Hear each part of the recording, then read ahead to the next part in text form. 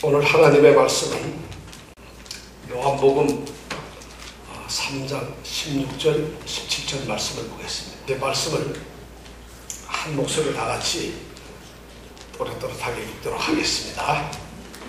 하나님이 세상을 이처럼 사랑하사 독생자를 주셨으니 이는 저를 믿는 자마다 멸망치 않고 영생을 얻게 하려 하심이니라. 하나님이 그 아들을 세상에 보내신 것은 세상을 심판하려 하심이 아니요 저로 말미암아 세상이 구원을 받게 하려 하심이니라. 아멘. 오늘 날씨가 체감 온도가 100도가 좀 넘어서 한 103도 정도 된다고 하니까 무척 덥습니다. 더우세요. 제가 그래서 시원한 이 남극의 얘기를 여러분들에게 하나 들려드리겠습니다. 남극에 살고 있는 남극의 주인공이 누군지 아세요? 네? 펭귄. 네, 펭귄이 남극에 살고 있어요. 어떤 분은 북극에 이 펭귄이 살고 있다 그러는데 저는 펭귄이 그리로 이주했는지 몰랐어요. 주민등록을 그리로 옮겼는지 그걸 몰랐단 말입니다.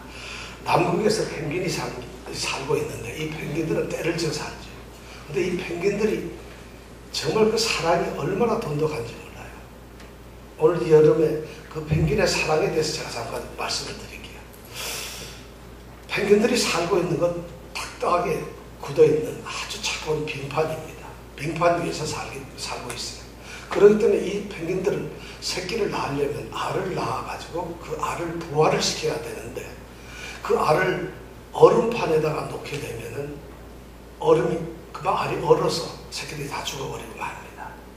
그러니까 이 펭귄들이 새끼를 낳으려면은 자기들만 정해진 그곳에 알을 낳고 거기에서 알을 부화를 시켜야 됩니다.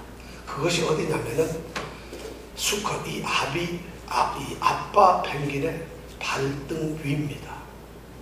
이 아빠 발등은 턱이 부숭부숭하게 나가지고 그게 발끝까지 나 있습니다. 그래서 그게 마치 턱이불처럼 따뜻하게 돼 있어요. 그래서 이 펭귄이, 엄마 펭귄이 알을 낳으면 바로 그 위에다가 알을 조심스럽게 낳습니다. 그럼 이 아빠 펭귄은 알이 떨어지지 않도록 조심해서 그렇게 해서 그 알이 부화가 될 때까지 기다립니다. 이것이 이제 펭귄들이 새끼를 낳는 건데 문제는 이런 겁니다.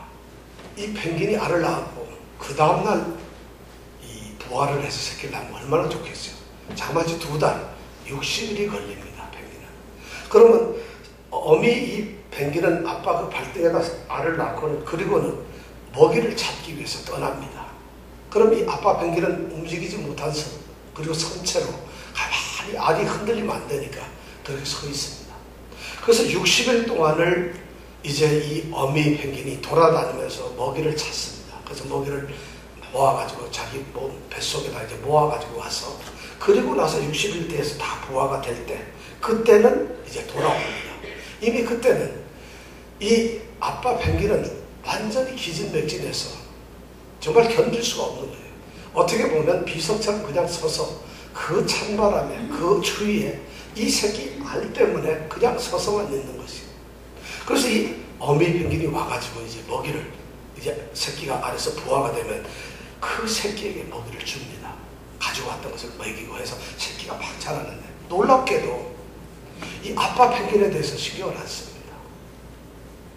아빠 펭귄은 꼭 무슨 어떤 남편처럼 아무도 관심을 안 가지니까 밥을 먹든지 말든지 굶든지 말든지.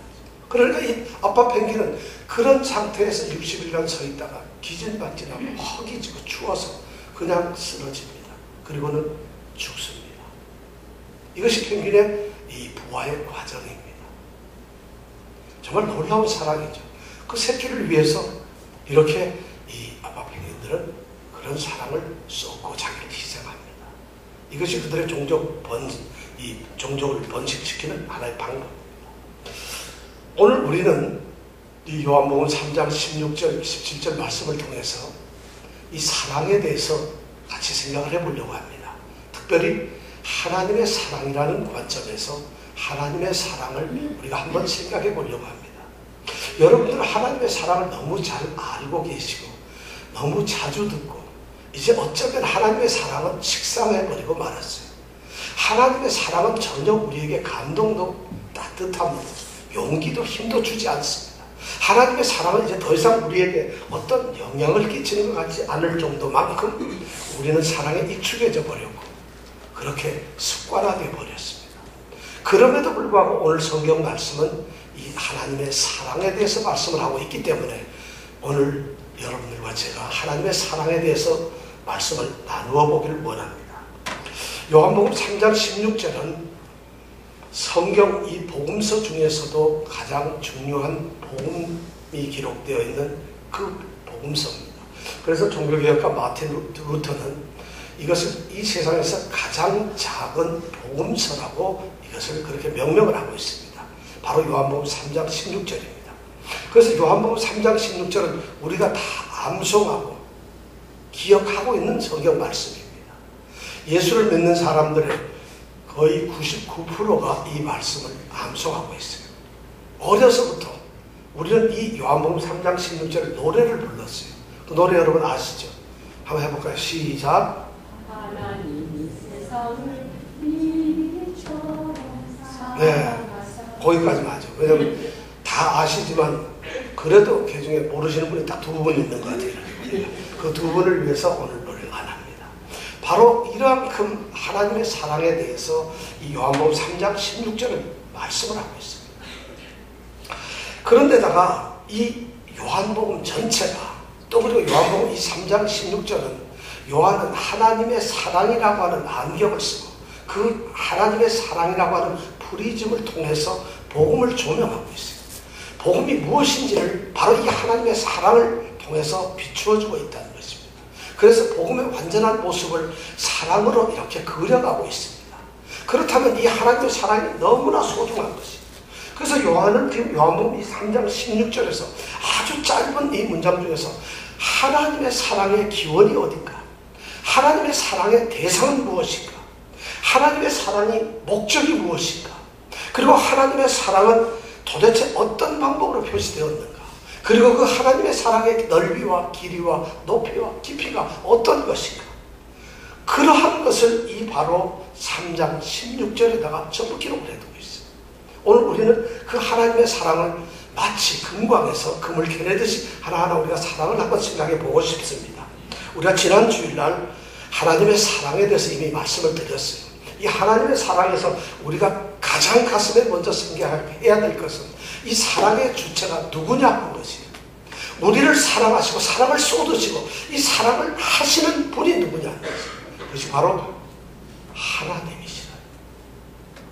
여러분들은 하나님을 그냥 입에 달고 다니니까 하나님이 정말 어떻게 보면 무기력하고 보잘것없는 분으로 여겨지세요. 성경에서 말하는 하나님은 이 세상의 주인이세요. 이 우주의 주인이세요. 아니 우주를 만드시고 것을 지금도 관리하시는 창조주이신 전능하시고 전지하신 그런 분이에요. 그분이 하나님인데 그분의 사랑은 도대체 뭘까요? 그분은 도대체 어떻게 사랑을 할까요? 그분은 어떤 사랑을 우리에게 쏟으실까요? 그분의 사랑의 대상이 도대체 누구란 말입니까? 이것을 지금 우리는 생각해 보려고 합니다. 하나님, 그분이 바로 사랑의 주체예요. 그러면 하나님의 사랑은 도대체 뭘까요? 사랑이라는 게 뭘까요? 제가 지난주에 말씀을 드렸어요. 우리는 사랑을 어떻게 다르게 표현을 했는데 여기에서 말하는 하나님의 사랑이라는 이런 의미입니다. 하나님께서 어떤 계획을 세워 놓으시고 그 계획을 이루시기 위해서 자기의 의지를 다 쏟아 넣어가지고 그리고 그걸 아주 집요하게 집착을 해서 그것을 추궁하면서 그래서 기어이 그거를 이루고 마는 그래서 간섭하고 개입하고 끝까지 추적하는 그런 행위를 우리는 사랑이라고 표현한다고 얘기했습니다. 하나님의 사랑은 바로 그런 것입니다. 우리에게 대해서 어떤 사건에 대해서 어떤 일에 대해서 구원에 대해서 하나님이 구원의 계획을 세워놓으시고 그 구원을 이루시기 위해서 그냥 집념을 가지시고 끊임없이 그 구원을 위해서 일을 하시는 그런 행위 전체를 성경은 단 한마디로 사랑이라고 이야기한다는 거죠. 여러분 사랑이 이런 거죠. 그런 하나님의 사랑이 바로 그리스도 예수를 이 땅에 보내시는 것으로 표현이 되었다는 것입니다. 자, 그렇다면 이런 사랑에 우리가 그런 개념을 가지고 오늘 하나님의 사랑에 대해서 우리가 조금 더 다른 관점에서 생각을 해보려고 합니다. 오늘 말씀을 통해서 하나님의 사랑의 우리가 대상과 그 사랑의 깊이와 그리고 그 사랑의 꿈꾸시는 소원이 무엇인가를 생각해 보려고 합니다. 첫 번째 우리가 생각할 것은 하나님이 사랑하시는 대상은 누구인가 하는 것입니다. 오늘 말씀해 보니까 하나님이 세상을 이처럼 사랑하사. 하나님이 사랑하시는 건 뭐라고요? 뭐라고요? 세상을 사랑하사. 우리는 이 말씀을 들으면 아무런 감동도 없고 아무런 찔림도 없어요. 그런데 사도 요한이 지금 요한복음을 쓰면서 하나님이 세상을 이처럼 사랑하사, 세상을 사랑했다고 하는 이 말, 세상을 사랑했다는 세상이라는 단어를 사랑의 대상으로 삼았을 때는 그 당시에 이 말씀을 읽는 사람들은 전부 충격을 받았어요. 왜 그러냐? 우선 유대인들을 볼까요? 유대인들은 생각하기를 하나님의 사랑이, 하나님께서는 이스라엘 민족, 이스라엘 나라, 이스라엘 사람 밖에는 절대로 하나님은 사랑한다고 성경에 기록하지 않았어요. 하나님의 사랑은 오로지 이스라엘 안에서 이스라엘 민족, 이스라엘 사람들, 이스라엘 백성들에게만 그의 사랑을 표시하셨어요. 성경이 그렇게 말을 하고 있어요. 세상을 사랑한다고 이야기를 하지 않았어요. 그래서 하나님은 세상과의 관계를 맺기 위해서는 당신이 사랑하는 이스라엘 백성을 통해서 다른 이웃과 다른 세상과 관계를 가지시고 접촉을 하셨어요. 그러니까 유대인들이 생각할 때 세상을 사랑하는 하나님은 생각할 수가 없는 것이에요. 불가능한 것이에요. 그런데 요한은 하나님이 세상을 이처럼 사랑한다고 표현을 하고 있어요. 또 요한 자신의 말에도 좀 어폐가 있어요. 요한은 우리가 잘 아는 사랑의 사도인데 그가 말이죠. 요한이 생각하고 있는 세상이라고 하는 것은 어떤 세상이었느냐 하면 그는 요한은 요한복음이나 요한 1, 2, 3서에 보면은 그가 세상을 표현할 때 뭐라 하냐면 이 세상은 거의 모든 것이 타락되었다는 것이. 아주 처참하게 타락이 되어 있고 그리고 이 세상은 하나님께 의도적으로 아주 고집스럽게 반항을 하는 그런 곳이라는 것이. 그것이 요한이 보고 있는 세상이라는 것입니다. 그런데 요한은 오늘 요한복음 3장 16절에서 하나님이 세상을 이처럼 사랑한다고 그 세상을 얘기하고 있어요. 요한일서 2장 15절에서 17절 말씀을 보면 요한은 그렇게 해요. 너희들이 세상이라는 건 불신과 절대의 장소, 아주 하나님과 적대된 그런 장소다. 그것을 사랑하지도 말고 그 안에 있는 것을 절대 사랑하지를 말라고. 이 세상에 있는 것을 아무것도 사랑하지 말고 전부 안목의 정욕이고 육신의 자랑이고 전부 그런 거라는 거죠. 정욕의 욕심이라는 거죠. 그런데 요한은 요한복음 3장 16절에서 하나님이 그 세상을 사랑하셨다고 이야기를 합니다. 그러니까 놀랄 수밖에 없죠. 하나님께서 그 세상을 사랑하셨어요. 이 말씀은 하나님께서는 그 세상을 구원하시기 위해서 민족과 국가와 인종과 남녀와 노소를 불문하고 모든 사람을 구원하시려고 하는 사랑이 하나님께 있으셨다는 말씀입니다. 그러면 하나님께서는 이 세상이라는 말을 표현했을 때는 우리가 말하는 이런 우주, 이 자연 만물의 세계를 말하는 것이 아니에요. 지금 요한이 말하고 있는 것은 바로 인간들의 세계, 인간의 영역을 말하고 있어요. 그런데 그 인간들을 모두를 하나님께서는 사랑하셨다고 이야기를 하고 있어요. 그런데 그 사랑하는 인간이 누구냐면 철저하게 타락되어가지고 가장 사악한 모습을 가지고 있는 그러한 사람임에도 불구하고 그들을 하나님은 사랑하신다는 거예요. 왜? 거기에서 구속을 하기 위해서라는 거죠. 그것이 하나님의 사랑이라는 거죠. 하나님의 사랑은 바로 그런 것이에요. 우리가 하나님께서 독생자를 이 땅에 보내시고 하나님이 사랑을 하신다 하더라도 독생자가 오시면 마땅히 하나님께 반역하는 이 사악한 인간의 무리들을 심판하고 저주하고 정죄를 하셔야 되는 것이 맞음에도 불구하고 오늘 말씀해 보니까 하나님이 그 아들을 세상에 보내신 것은 심판을 하시는 것이 아니라는 것이에요. 심판 때문에 오시는 것이 아니라는 것이, 그 죄인들을 죽이려고 하는 것이 아니라는 것, 그 죄인들에게 벌을 내리시고 그 죄인들을 저주하시려는 그런 목적으로 오신 것이 아니라 하나님의 사랑은 그들을 멸망하지 않고 영생을 얻게 하기 위해서 오신다. 생명을 주기 위해서, 살려주기 위해서, 그들을 구원하기 위해서 오셨다는 것입니다. 이것이 바로 하나님의 사랑이라는 거죠. 놀랍지요. 그 사랑이 얼마나 모든 차별 없는 사랑을 내가 쏟겠다. 그리고 그 사랑은 이미 죄악 속에서 하나님께서 아들을 보내실 때 이 아들은 그런 생각을 했어요. 하나님과 아들은 이미 다 알고 있었어요. 이 세상은 너무 악하니까, 그들이 하나님을 대적하니까 사랑하는 아들이 이 세상에 간다 할지라도 똑같이 대적을 할 것이다. 그러면 아들은 그 세상에서 저주를 받고 핍박을 받고 모욕을 받고 조롱을 받아서 처참한 자리에 이르게 될 것이라는 걸 아셨다는 거죠. 그럼에도 사람으로 이 땅에 오셔서 십자가를 죽으셨다. 이 하나님의 사랑으로 이 땅에 오신 그 주님은, 예수 그 아들은 바로 십자가의 죽음을 전제해 놓고 그 죽음이 있을 것을, 반드시 있어야 될 것을 알고서 이 땅에 오신 사랑이라는 것입니다. 이것이 바로 하나님이 세상을 이처럼 사랑하사 하는 말씀이에요. 이것이 우리 마음속에 와 닿아야 돼요. 여러분, 구원을 받았다는 것은 이 사랑을 느끼는 것이에요. 이 사랑을 아는 것이란 말입니다. 그런데 그 하나님의 사랑이 어떻게 표현됐을까요? 그 사랑, 세상이라고 하는 그런 곳을 살아가시는데 하나님이 세상을 어떻게 사랑하셨나요? 언제 사랑하셨나요? 오늘 말씀해 보니까 독생자를 주셨다 그랬어요.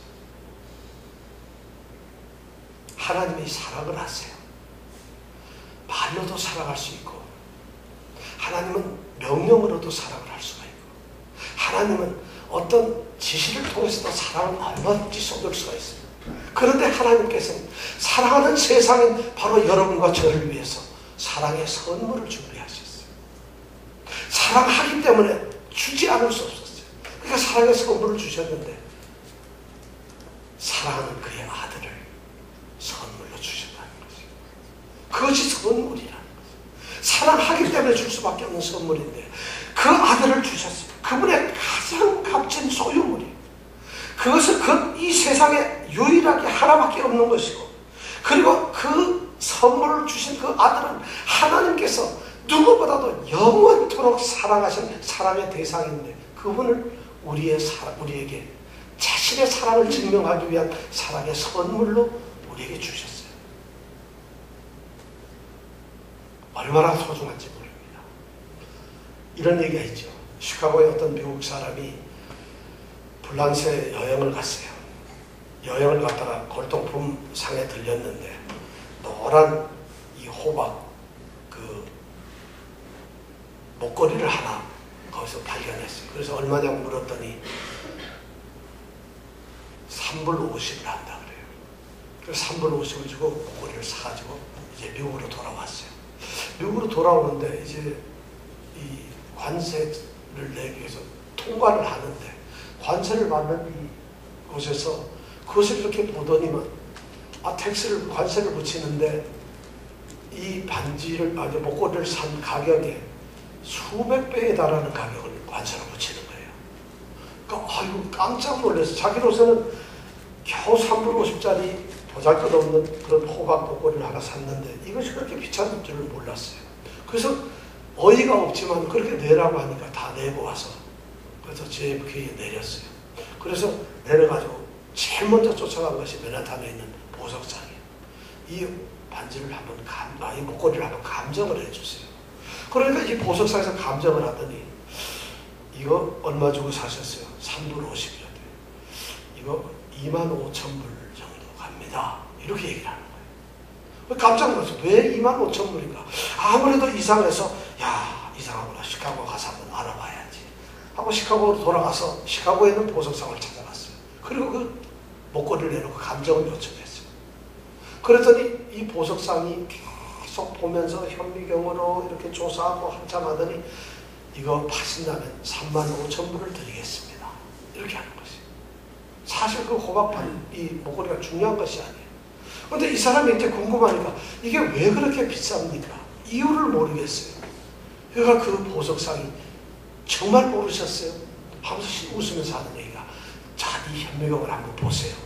그래서 현미경을 이렇게 보니까 그 작은 이 호박 안에 글씨가 쓰여있는 거예요. 보나파르트 나폴레옹이 나의 사랑하는 조세핀에게, 이렇게 쓰여있는 거예요. 바로 나폴레옹 황제가 자기의 사랑하는 여인 조세핀에게 이것을 준 선물인데 그게 돌아다니고 있는 거죠. 바로 이런 선물이었기 때문에 그 호박 목걸이를 그렇게 비싸게 나가는 것이죠. 그걸 아무도 못 보는 것이죠. 오늘 주님의 사랑, 이 하나님의 사랑이 그렇게 우리에게 왔다. 여러분, 그 사랑 우리가 못 느끼고 있어요. 여러분들이 우리가 하나님의 사랑을 못 느끼는 이유가 있어요. 우리가 하나님의 사랑을 절절하게 깨닫지 못하는 것은 우리에게 지금 잘못된 사랑에 대한 우리 편견이 있기 때문에 그렇습니다.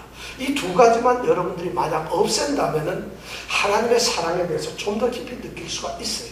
첫째, 하나님의 사랑은, 이 사랑이라고 하는 것은 여러분들은 좀 달콤하고 아주 감상적이고 그리고 어떤지 모르게 친절하고 상냥한 이런 것을 사랑이라고 생각하는 그런 고정관념 때문에 그렇습니다.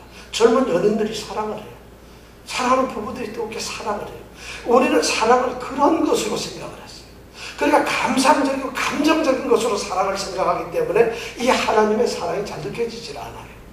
두 번째, 우리가 이 사랑에서 고쳐야 될 잘못된 고정관념이 뭔가 하면 이것이에요. 우리는 사랑을 한다면 쌍방이 함께 사랑을 한다고 생각을 해요. 우리는 석양을 등지고서 철길을 걸어가는 두 남녀를 있다고 두 남녀를 생각해요. 혼자 걸어가면 절대 그건 사랑이 아니에요. 이서연과 마르크리 같이 걸어가야지 사랑을 하는 거지. 이서연 혼자 걸어가면 그건 사랑이 아니고 아주 시련 당했구나, 무슨 일이 있나, 오늘 뭐 상처를 받았나, 혼자 걸어가면 그러거든요. 근데 둘이 걸어가야만 사랑이라고 생각을 해요. 우리는 사랑이라는 개념을 쌍방적 관계로서 서로 사랑해야 되는 걸로 우리는 사랑을 생각하고 있기 때문에 하나님의 사랑이 느껴지질 않는 거죠. 자, 그 이유를 말씀드리겠습니다. 구약 성경에 우리가 보면은 하나님의 사랑이 나타납니다. 하나님께서 이 세상을 지으시고 에덴을 만드셨어요. 거기에다가 아담과 하와를 만들어 놓으셨어요. 그들에게 사랑을 쏟으셨죠. 그들이 범죄를 해요. 범죄를 하면 하나님께서 그들에게 금방 징벌을 내리셔서 죽거나 멸망을 시켜버려야 돼요. 하나님께서는 그러질 않으셨다는 거죠. 그리고 나서 시간이 흐른 다음에 하나님은 저기 갈대아 우르라고 하는 그 구석에서 아브라함이라고 하는 보잘것없는 한 사람을 선택합니다. 그리고 그를 통해서 하나님이 자신의 나라를 세우겠다고 약속을 합니다. 그리고 그 한 사람, 정말 아무 가치 없는 그 한 사람을 통해서 하나님의 위대한 백성을 이루겠다고 이야기를 합니다. 그리고 그를 끌고서 가나안 땅으로 데리고 갑니다. 그렇게 해서 하나님은 사랑을 쏟으시기 시작했는데, 그리고 하나님은 그들을 이제 끝까지 권고하시고 사랑을 돌보시면서 그들의 관심을 가지셨어요. 그들이 애국 땅에서 종살이 430년을 할 동안 하나님께서는 동일하게 관심을 가지셨어요. 그들이 애국에서 이제 탈출하고 해방되어서 광야길을 갈 때 그들이 얼마나 하나님을 원망하는지 몰라요. 하나님께서 말씀하기를 너희들은 내 백성이고 내가 선택한 내 나라의 백성들이다. 나는 바로 너희들의 나라의 임금이다. 왕이다. 하나님이다. 이것을 끊임없이 말씀을 하셨는데 이 이스라엘 백성들이 광야에서 하나님을 원망합니다. 물이 없어 죽겠어요. 먹을 게 없어 죽겠어요. 고기도 없어요. 우리가 죽을 곳이 없어서 이 광야에서 죽게 만듭니까? 끊임없이 하나님께 원망을 합니다. 하나님께서는 그들을 절대 그래도 버리지 않으셨어요. 하나님께서 그들을 징벌하지도 않으시고 잠깐 책망을 하시고 잠깐 그들을 꾸짖기는 하셨지만 하나님의 사랑에는 변함이 없었어요. 그리고 그들이 다시 왕국을 세우고 다윗 왕국이 세워져 흩어졌어요. 그리고 엉망이 되었어요. 그들은 단 한순간도 구약 성경을 보면은 이스라엘 백성이 하나님을 찬양하면서 하나님을 믿고 하나님께 모든 경배를 올리는 그런 장면은 10장이 안 됩니다. 전부 다 하나님을 배반하고 배신하고 마치 우리들의 신앙생활하고 똑같습니다. 왜냐하면 우리도 못 느끼거든요. 그런데 하나님께서는 그들을 갖다가 놔두셨어요. 수많은 선지자의 말을 듣지도 않고 거역함으로써 그들이 매를 맞아 정수리부터 발끝까지 온몸이 상처투성이가 되어가는데도 불구하고 그들은 회개하지 않아요. 그래서 하나님께서는 너무 답답하니까 그들을 바벨론이라는 나라에다 넘겨버리고 아수르라는 나라에도 넘겨버리고 막 넘겨버려요. 그럼에도 불구하고 하나님께서 그들을 버리질 않아요. 그들을 절대 버리지 않고 끝까지 구원을 하신다는 것이에요. 그리고 그들을 구원하기 위해서 급기야는 당신의 아들을 보내셨어요. 심판이 아니라 바로 구원을 하기 위해서. 이것이 하나님의 사랑이에요. 하나님의 사랑을 이렇게 보면 말이죠. 철저하게 희생적이고 철저하게 부서지는 것이고 철저하게 정말 애처하는 것이고. 어떻게 하나님은 우리가 보면 바보예요. 하나님 죄송합니다. 속절없는 것이. 그것이 하나님의 사랑이고 끊임없이 하나님은 그런 사랑으로 이스라엘 백성을 사랑하셨어요. 그것이 하나님의 사랑이라고 오늘 말을 하고 하나님이 세상을 이처럼 사랑해서 얘기하고 있어요. 구약에만 그런가요? 신약사는 우리하고 관계가 없나요? 천만의 말씀. 우리는 그럼 하나님의 사랑을 어떻게 받았을까요? 신약에서 사도 바울은 로마서 5장에서 하나님의 사랑의 위대한 것을 너무 잘 이야기해 주고 있어요. 사도 바울은 하나님의 사랑에 너무 푹 빠져가지고 몸둘 바를 모르기 때문에 하나님의 사랑에 대해서 그의 간절한 신앙 고백을 이 로마서 5장에다 해두고 있어요. 5장 6절에 뭐라고 이야기하고 있어요. 우리가 아직 연약할 때에 기약대로 그리스도께서 경건치 않은 자를 위하여 죽으셨도다. 이 말씀이 무슨 말이에요? 연약할 때 우리가 무기력해요. 아무런 힘도 없어요. 방법도 모르고 길도 모르고 우리는 우리 자신을 구원할 능력도 구원할 만한 의욕도 아무것도 없는 처절히 가장 밑바닥에 있는 연약한 상태예요. 그뿐만 아니라 경건치 않은 자예요. 경건치 않다는 게 뭐예요? 하나님을 예배하지 않아요. 하나님을 섬기지 않아요. 아니 하나님께 대해서 경외하지도 하나님을 순종하지도 않고 오히려 하나님을 배약하는 자인데 그러한 자들을 하나님께서 향해서 또 사랑을 쏘시는데 왜 쏘느냐?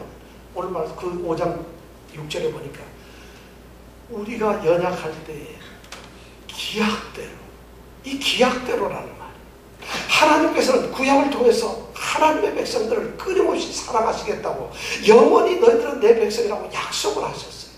그 약속 때문에 그 언약 때문에 하나님은 그 약속을 버리실 수가 없어요.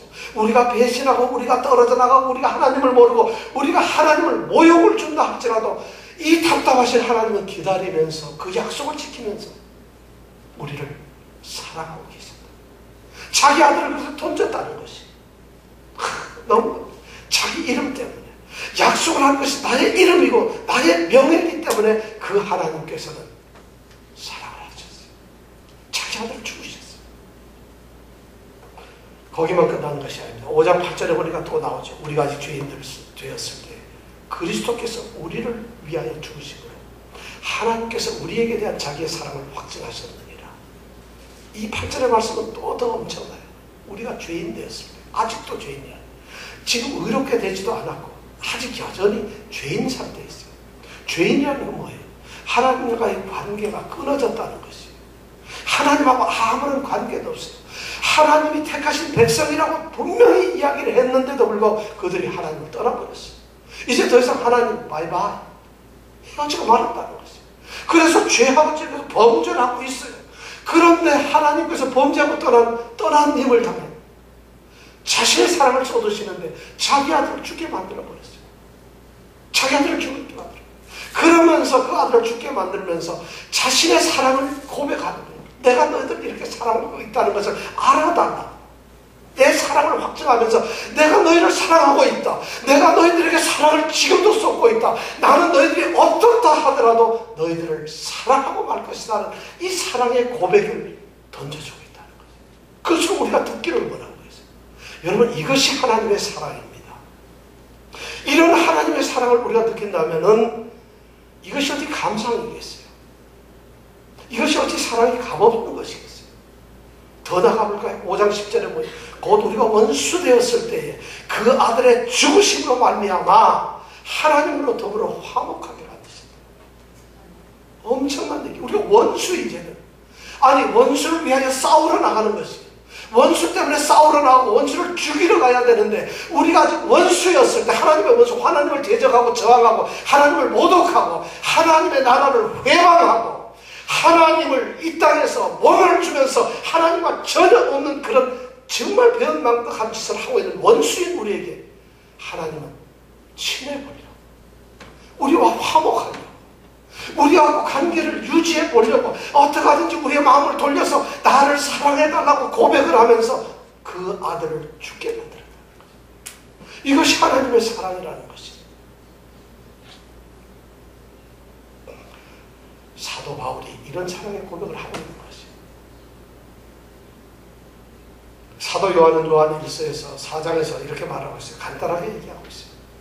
사랑은 여기 있으니 우리가 하나님을 사랑한 것이 아니라 하나님이 우리를 사랑하셨습니다. 우리는 하나님을 사랑하지 않았어요. 우리는 하나님을 사랑할 수도 없어요. 여러분, 심각하게 이 말씀을 생각하십시오. 우리는 하나님을 사랑하지 않아요. 사랑할 수도 없어요. 그런데 하나님이 우리를 사랑하셨어요. 우리는 하나님의 사랑을 받을 만한 자격도 없고 하나님을 사랑하지 않는데, 세상의 주인이시고 천지를 지으신 그 하나님께서는 무엇 때문에 우리를 사랑하십니까? 사랑을 하시고 계세요. 아들을 죽이세요. 이 사랑, 이것이 바로 오늘 말씀하는 하나님의 사랑입니다. 이래도 여러분 하나님의 사랑이 느껴지지 않으세요? 여러분 하나님의 사랑을 너무 쉽게 생각하지 않으세요?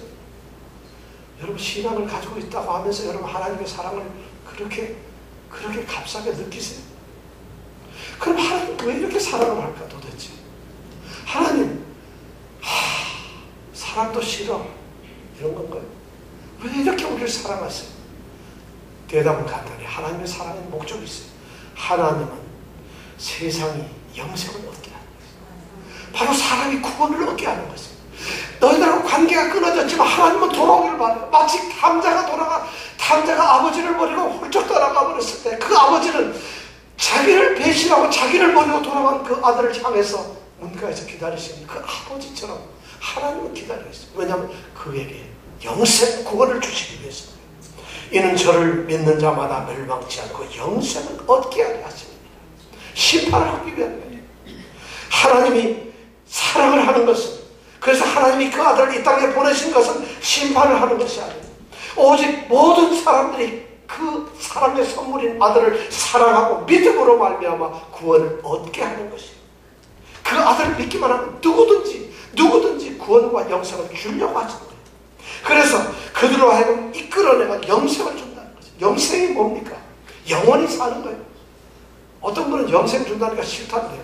이 고달픈 인생 아파 죽겠지, 돈도 없지, 남편 말도 안 듣지, 애들 도대체 싸가지 없이 말도 안 듣지, 골참 이런 생활을 영원히 산다면 그건 저주지요.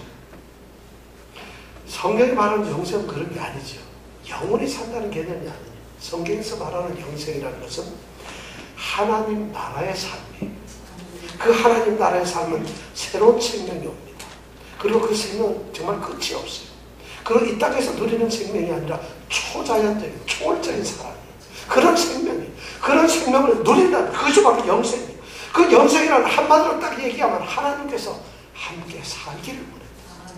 우리와 함께 살기를 원해요.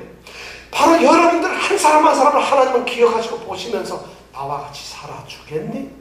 하시면서 하나님의 사랑을 쏟고 계신다는 거예요. 그것이 하나님의 사랑이에요. 바로 그 사랑, 영생을 끌기 위해서 하나님은 계획을 세우셨어요. 그리고 그 계획을 이루시려고 몸부림을 했어요. 정말 자신의 모든 능력을 다 쏟았어요. 그리고 자신의 가장 소중한 것을 쏟으셨어요. 그것을 보내셨어요. 그걸 자기 그냥 버리시는 거예요. 아들을 주셨다니, 기부하셨다니, 바로 기부하셨다, 포기하셨다. 그걸 주셨어요. 그래가지고 우리의 삶에 오셔가지고 우리의 삶의 순간순간을 개입을 하고 간섭을 하시면서 구원을 하시기 위해 오셨다. 그것이 하나님의 사랑입니다. 바로 이런 사랑이기 때문에 우리의 구원은 절대적이라는 것이에요. 여러분, 구원의 확신은 바로 이런 데 써 있는 것이에요. 하나님이 그런 사랑으로 하나님의 모든 것을 쏟아진 바로 사랑의 결정물이 구원이라는 거예요. 우리는 구원받은 것을 더 이상 누가 뺏을 수도 흔들 수도 없어요. 우리의 구원은 절대적이고 확실한 것입니다. 하나님께서 이 구원의 가능성을 우리에게 던져주신 게 아닙니다. 너희들이 이러면 구원이 될 수 있다는 구원의 가능성을 우리에게 제시하고 이런 것을 믿으라 하는 것이 아닙니다. 오직 하나님께서는 이미 우리를 선택하셔서 구원을 이루어 보시신 거죠. 자신이 계획하여서 자신의 그 계획을 성취하기 위해서 자신의 사랑으로 이것을 이미 이루어버리고 말한다는 거예요. 그러니까 우리의 구원은 하나님의 하신 일이기 때문에 우리는 꼼짝없이 구원받을 수밖에 없다는 거죠. 여러분 구원의 확신이 있으십니까? 바로 사랑의 마지막 그 선택이 바로 구원이라는 거죠. 바로 이 구원의 기원은 하나님의 사랑으로부터 시작됩니다. 여러분 하나님의 사랑을 느끼실 수 있겠어요? 하나님의 사랑, 이제 여러분 그 사랑을 다시 한번 생각할 수 있겠습니까? 제가 한마디로 말씀드리겠습니다. 예수를 믿는다는 것은 하나님의 사랑을 받는 것입니다. 바로 여러분 예수를 믿는 것, 예수를 믿으니까 엄청나게 우리가 해야 되는 건 처음 말입니다. 예수를 믿는 것은 아무것도 없이 하나님의 사랑을 그냥 받는 것이에요. 이것이 여러분 힘드세요? 예수를 믿는 것이 힘드세요? 이것이 과연 우리에게 정말 선택일까요? 선택이 아니에요. 이 세상에 이 일은 우리가 볼 수 있는 일은 두 가지가 있어요. 어떤 일은 우리가 반드시 해야 하는 일이 있어요. 그런데 어떤 일은 하나님께서 하셔야 할 일이 있어요. 그런데 우리는 하나님께서 하셔야 하는 일을 우리가 해야 되는 줄로 알고 쫓아가고 있어요. 이 구원의 영역은 바로 하나님께서 하시는 일이에요. 우리가 뭘 하는 것이 아니에요. 우리가 이거 구원 좀 얻어야지 하고 우리가 몸부림치면서 살아가는 것이 아니에요. 이 구원의 일은 하나님께서 하시는 것이에요. 마치 이스라엘 백성들을 애굽에서 꺼내놓고 이제 모세를 비롯해서 60만이 홍해 바다에 있을 때 하나님께서 모세를 향해서 말하죠. 너희는 가만히 있어. 오늘날 너희 앞에서 하나님께서 이루시는 구원을 보라는 것이에요. 가만히 있으라는 것이에요. 그들은 홍해를 가를 수도 없어요. 그들은 홍해를 건널 수도 없어요. 홍해를 도저히 어쩔 수 없는데 하나님이 하셔야 될 일이니까 하나님께서는 이스라엘 백성 60만에게 너희는 가만히 서 있으라는 것이에요. 그리고 홍해가 갈라지고 넘어가기만 하면 되는 것이에요. 구원이란 바로 우리가 그렇게 누리는 것이에요. 하나님께서 하시는 하나님의 역사 구원을 우리가 받아들이고 구원을 누리면 되는 것이에요. 우리는 마치 착각을 하고 있어요. 우리가 하나님의 자녀가 되어가지고 그래서 자녀가 돼서 자녀로서의 이 영적 싸움을 막 승리를 해야만 그렇기 때문에 우리가 구원을 받는다고 우리는 착각을 하고 있어요. 그것이 우리의 믿음이고 우리의 신앙생활이라고 우리는 생각을 하고 있었어요. 그것을 깨십시오. 그것이 아닙니다. 구원은 이미 하나님이 이루어 놓으셨어요. 이미 구원은 하나님께서 우리에게 주셨어요. 그래서 우리는 구원이 됐기 때문에 우리가 하나님의 자녀가 된 것이고 그러니까 하나님의 자녀로서 구원을 누리면서 사는 것이 그것이 우리가 해야 할 일입니다. 끊임없이 해야 할 일입니다. 우리가 해야 할 일은 결국 하나님의 사랑의 선물을 사랑하는 것입니다. 하나님께서 우리에게 주신 그 선물을 믿는 것입니다. 그 하나님이 주신 사랑의 선물을 우리가 소중히 여기는 것입니다. 그를 귀히 여기는 것입니다. 그 사랑의 선물을 내 안에 간직하는 것입니다. 이제는 내가 사는 것이 아니요 내 안에 그리스도께서 사신 것이 아니요 바로 그런 겁니다. 이것이 하나님의 사랑의 표현입니다. 사랑하는 성도 여러분, 하나님의 사랑을 여러분 느낄 수 있겠습니까? 정말 하나님의 사랑을 여러분들 정말 깨달을 수 있겠습니까? 저는 이 사랑을 다 전할 수가 없어요. 이걸 어떻게 이야기해야 좋을지 몰라요. 오직 하나님의 사랑이 지금 여러분들 마음을 터치해 주시길 원합니다. 그래서 하나님의 사랑이 여러분들에게 구구절절 느껴지시길 바라요. 그것만이 하나님의 사랑을 느낄 수 있는 방법입니다. 오늘 이 하나님의 사랑이 우리 가운데 넘치기를 원합니다. 그 사랑이 우리의 신음까지도 우리의 작은 부분까지도 우리를 지키실 줄 믿습니다. 그 하나님의 사랑 여러분에게 있기를 축원합니다. 기도하겠습니다. 하나님, 이것이 정녕 하나님의 사랑일진데 우리가 잘못했습니다. 우리가 불충했습니다. 우리가 너무나 하나님께 큰 잘못을 저질렀습니다. 그럼에도 불구하고 아직도 우리는 이 사랑이 느껴지질 않아요. 하나님, 우리가 이렇게 정말 패역하고 정말 험한 그런 사람들입니다. 하나님의 사랑을 느낄 수 있도록 성령께서 우리 마음을 주장하여 주시옵소서. 하나님의 사랑을 이제 누리고 살고 싶습니다. 우리의 삶의 자리자리 순간순간마다 시간마다 우리가 온통 하나님의 사랑에 매여서 살고 싶습니다. 우리가 이제 하나님의 사랑의 주인공이 되기를 원합니다. 하나님, 이제 믿음의 눈으로 그것을 보게 하여 주시옵소서. 우리가 그것을 누리게 하여 주시옵소서. 오, 감사하신 하나님, 고맙습니다. 선물로 주신 우리 주 예수 그리스도의 이름으로 기도드렸습니다. 아멘.